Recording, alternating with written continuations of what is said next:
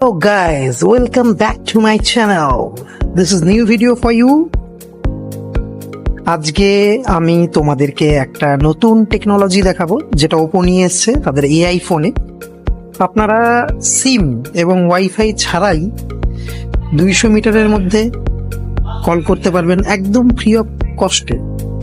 আমি আপনাদের প্রসেসটা দেখাচ্ছি, দেখে নিন।